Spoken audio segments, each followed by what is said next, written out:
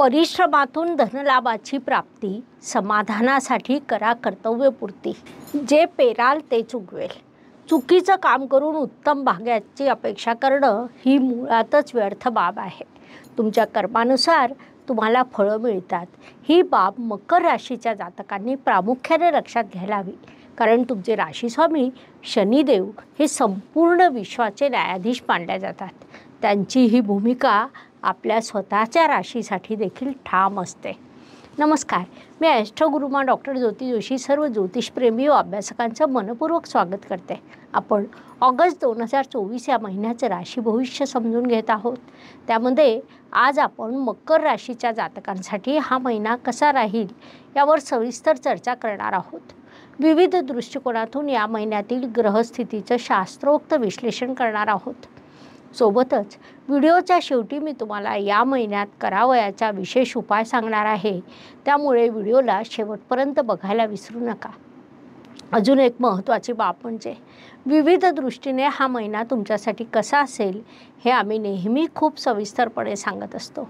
त्यानुसार या महिन्यात तुम्हाला काय अनुभव आले ते तुम्ही कमेंटद्वारे आमच्यापर्यंत पोहोचवू शकता, जेणेकरून आमच्या या मार्गदर्शनाचा तुम्हाला लाभ होत आहे ही बाब आमच्यापर्यंत पोहोचू शकेल.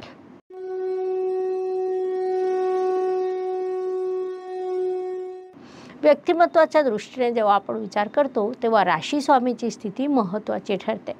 मकर राशीचे स्वामी शनिदेव धनस्थानात विराजमान आहे, जी अत्यंत शुभ बाब म्हणता येईल.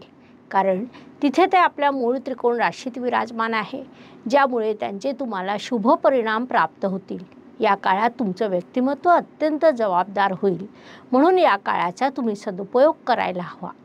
धन, कुटुंब, वाणी या दृष्टीने विचार केला असता मकर राशीसाठी पुन्हा एकदा शनिदेवांची स्थिती महत्त्वाची ठरते. कारण राशी स्वामीसह ते तुमचे धनेश देखील आहेत आणि आधी सांगितल्याप्रमाणे ते तुमच्या धनस्थानात विराजमान आहे, जी अत्यंत शुभ बाब म्हणता येईल. तुम्ही कर्तव्यपूर्ती करा अशी त्यांची तुमच्याकडून अपेक्षा असते. त्याशिवाय कुटुंबात एखादा शुभ कार्यक्रम घडून येणं, घरी नातेवाईकांचं आगमन होणं असे अनेक शुभ प्रभाव तुम्हाला प्राप्त होतील. धनसंचयात देखील वाढ होताना दिसत आहे, म्हणून या काळाचा तुम्ही पूर्ण उपयोग करून घ्या. पराक्रम व परिश्रम या दृष्टीने विचार केला असता मकर राशीच्या तृतीय स्थानात राहू ग्रह विराजमान आहे. राहूला कलियुगाचा राजा म्हटलं जातं. पत्रिकेतील तृतीय स्थान त्याला विशेषत्वाने मानवतं. राहू एखाद्या गोष्टीची अटॅचमेंट दर्शवतो. त्यानुसार मकर राशीसाठी राहू ग्रह परिश्रम दाखवत आहे. म्हणजे तुम्ही प्रचंड परिश्रम करा, मी तुम्हाला यश नक्कीच देईल असं तो तुम्हाला सुचवित आहे. विशेष बाब म्हणजे राहू आणि तुमचे राशीस्वामी शनिदेव यांच्यात मैत्रीचं नातं आहे. त्यामुळे राहू तुमच्या राशीसाठी सकारात्मक आहे. शिवाय उपचय स्थानात असल्यामुळे तो तुम्हाला शुभ फळं देण्यासाठी बाध्य देखील आहे. म्हणून या काळाचा तुम्ही पूर्ण लाभ घ्यायला हवा. वास्तू, वाहन, जमीन, सुखशांती या सर्व दृष्टीने विचार केला असता मकर जातकांसाठी हा काळ शुभ म्हणता येईल. कारण वास्तू वाहनाचे अत्यंत शुभयोग तुमच्यासाठी या काळात निर्माण झालेले आहे. वास्तू वाहनाचे योग, वास्तूतून वाहनाचे सुखाचे योग, आईसोबत निवांत गप्पा गोष्टी होणं असे अनेक शुभ प्रभाव तुम्हाला प्राप्त होताना दिसत आहे. म्हणून जे जातक नवीन वास्तू किंवा वाहनाचं नियोजन करत होते त्यांनी या काळात आपले प्रयत्न वाढवायला हवे. त्यात तुम्हाला नक्कीच यश मिळेल आणि तुमची स्वप्नपूर्ती घडून येईल. शिक्षण, संतती, प्रणय या दृष्टीने विचार केला असता मकर जातकांची या महिन्यात प्रेमामध्ये मोठी फसवणूक होण्याची शक्यता निर्माण झाली आहे. त्यामुळे तुमच्या आयुष्यात नवीन मित्रमैत्रिणी येत असेल किंवा आलेली असेल तर या काळात थोडं जागरूक राहावं हा सल्ला तुम्हाला देण्यात येत आहे. शैक्षणिक दृष्टीने विचार केला असता फार्मसी, मेकॅनिकल, टेक्निकल, इलेक्ट्रॉनिक क्षेत्रात शिक्षण घेणाऱ्या जातकांसाठी काळ विशेष यशाचा म्हणता येईल. अकाउंटन्सी किंवा CA क्षेत्रातील विद्यार्थ्यांना थोडा अधिक अभ्यास करावा लागेल. ही बाब प्रामुख्याने लक्षात घ्या. या काळात तुमची संतती थोडा खोडकरपणा करणार आहे. त्यांचं वय आहे म्हणून त्यांनी खोडकरपणा करावा. तुम्ही त्यांच्याकडे दुर्लक्ष करा. पुढील महिन्यात परिस्थिती बदलणार आहे. तुम्हीही बनू शकता उत्तम ज्योतिषी. मनुष्य जन्माला आल्यानंतर काही वर्षातच त्याला त्याचं शिक्षण, नोकरी, लग्न, वैवाहिक आयुष्य, जोडीदार, संतती या साऱ्या गोष्टी जाणून घेण्याची, समजून घेण्याची सोय ज्योतिषशास्त्राच्या माध्यमातून हजारो वर्षापूर्वी ऋषीमुनींनी करून ठेवलेली आहे. आणि त्यामुळेच आज लाखो लोक ज्योतिषशास्त्राचा व्यवसाय सन्मानाने करतात. या शास्त्रावर करोडो लोकांचा विश्वास आहे.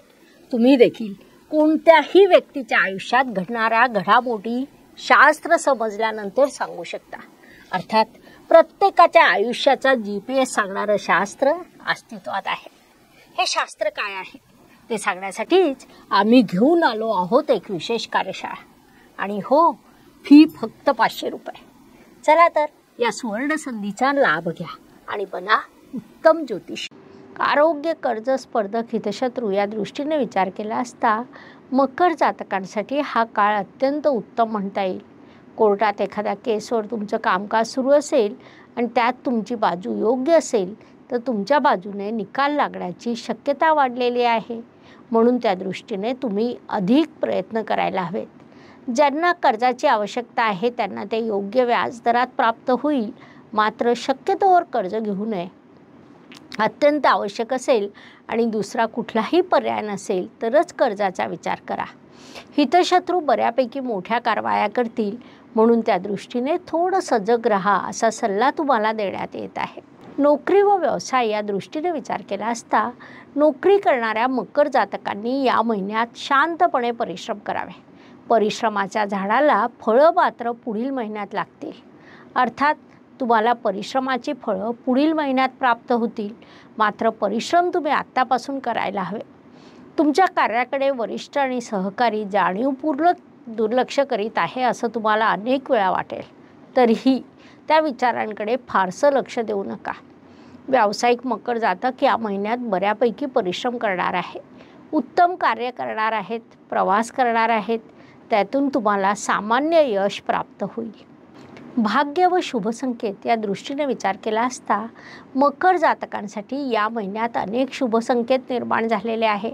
त्यामध्ये प्रामुख्याने सांगायचं झाल्यास गुरु आणि मंगळ हे 2 ग्रह पंचम स्थानात, धनेश धनस्थानात मूळ त्रिकोण राशीचा विराजमान आहे. हे सर्व अत्यंत मोठे शुभ संकेत म्हणता येतील. याशिवाय तृतीयातील राहू देखील अत्यंत शुभ असतो. असे अनेक शुभ संकेत या काळात तुमच्यासाठी निर्माण झालेले आहे. आपण कळत नकळत राहू ग्रहाला कायमच नकारात्मक मानत असतो. परंतु 3, 6, 10 आणि 11 या स्थानांमधील राहू किंवा बुध, शुक्र, शनी या ग्रहांच्या राशीमध्ये विराजमान असलेला राहू कायम सकारात्मक देखील असतात. किंबहुना तो खूप सकारात्मक असू शकतो. स्थान आणि राशी यांचा योग्य संबंध जुळून आला तर राहूची फळं बऱ्यापैकी शुभ प्राप्त होतात, जी तुम्हाला या काळात प्राप्त होणार आहे. या काळाचा तुम्ही सदुपयोग करायला हवा. कर्माच्या दृष्टीने विचार केला असता मकर जातक काही दिवस खूप परिश्रम करते. मग 3ऱ्या व 4थ्या आठवड्यात अचानक काम टाळण्याची प्रवृत्ती तुमच्यात निर्माण होईल, जी योग्य बाब म्हणता येणार नाही.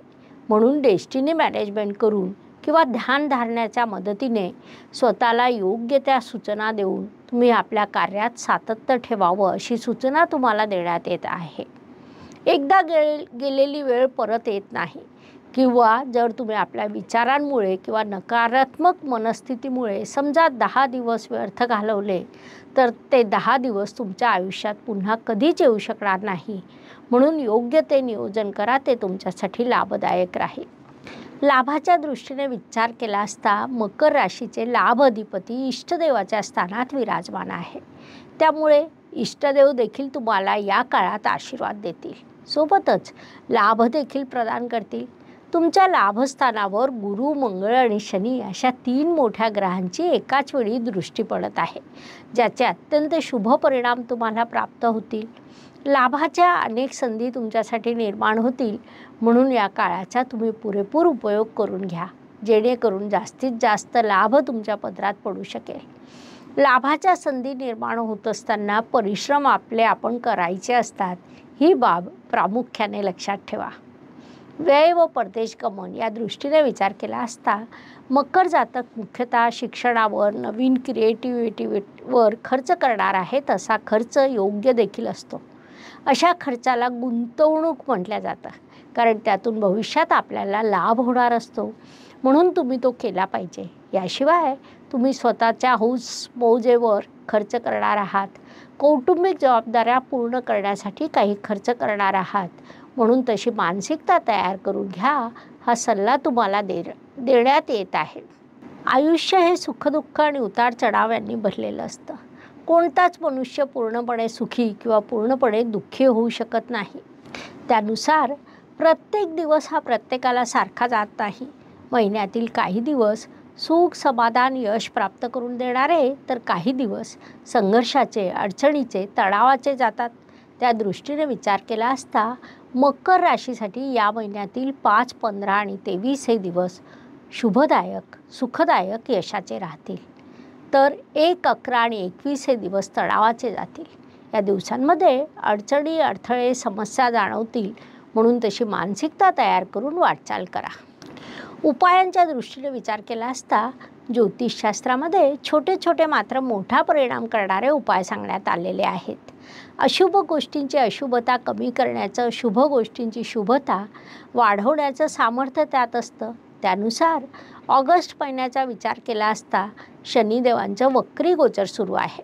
परिणामी या काळात त्यांचं बळ वाढलेलं असतं. अशा काळात शनिदेवांचे मंत्र लाभदायक ठरतात. त्यामुळे मी प्रत्येक राशीसाठी शनिदेवांचे काही मंत्र देत आहे. तुम्ही दररोज त्यांचा जप करा. ओम नित्पाय नमः, ओम नीलांजन निभाय नमः, ओम नीलांबर विभूषाय नमः हे मंत्र सुचवण्यात येत आहे. त्याचे शुभ प्रभाव प्राप्त होतील. अशा पद्धतीने मेष ते मीन प्रत्येक राशीसाठी ऑगस्ट 2024 कसा राहील हे समजून घेण्यासाठी ही माहिती पुरेशी आहे. आता आपण थांबूया. पुढील भागात पुढील राशीचं भविष्य आपण समजून घेणार आहोत. व्हिडिओ आवडल्यास लाईक, शेअर, सबस्क्राईब करायला विसरू नका. तसंच कमेंट बॉक्समध्ये जय ज्योतिष अवश्य लिहा. धन्यवाद. शुभम भवतु. हर हर ज्योतिष, घर घर ज्योतिष. नमस्कार.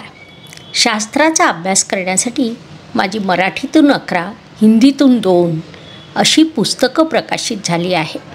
विशेष बाब म्हणजे मी स्वतः संशोधित केलेली ज्योती जोशी पद्धती अर्थात जे पद्धती या विषयावर स्वतंत्र ग्रंथ उपलब्ध आहे. त्याचा देखील लाभ घ्यावा. यूट्यूबची कार्यप्रणाली ही मुख्यतः लाईक, शेअर आणि सबस्क्राईबवर चालते.